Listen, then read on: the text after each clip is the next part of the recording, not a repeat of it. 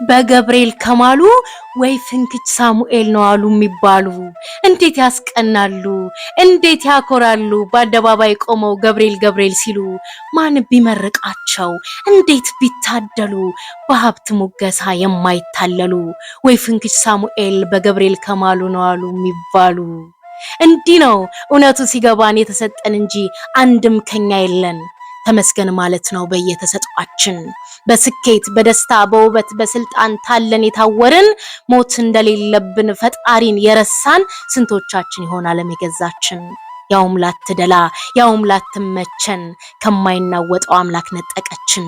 እናም ወገኖቼ ሀብትም ጸጋ ሆኖ ሞገስ የሚኖረው ከራስ ደስታ አልፎ ለአገር የሚበጀው ያድባር ዋርካ ሆኖ ጥላ የሚያስጠልለው በእግዚአብሔር ተባርኮ ተመርጦ ሲሆን ነው። ካለዚያ መጥፊያችን መዋረጃችን ነው። ሚስጥሩ ወዲህ ነው። ልክ እንደ ሳሙኤል አምላክን መያዝ ነው።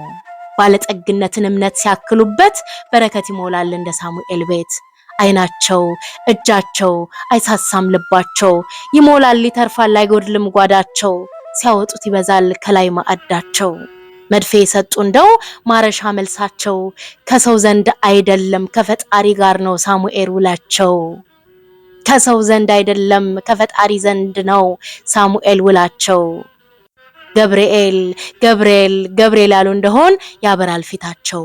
ያውቁታል ሳሙኤል አረሱም ትላንትን፣ የገብርኤል ደብር ያለቀሱበትን። ጥያቄው ሳያድር መልስ ያገኘበትን አይረሱም ያችን ቀን። ለዛም ነው አጥብቀው የያዙት ገብርኤልን። ለዛም ነው አጥብቀው የያዙት ገብርኤል። 500 ሰራተኛ ያለ አሁን 6500 ሰራተኛ በየወሩ የገብርኤል ስራ የለም። በአመት አይደለም በየወሩ ቢሮ ዝግ ነው። አጠቃላይ ለምን ቦርድ ቸርማናችን ገብርኤል ነዋ። እሱን ከያዝን የት እንሄዳለን? ምንም ከሰዓት ያወጣናል። ቂርቆስን ከሰዓት ካወጣ እኛን የሚያወጣ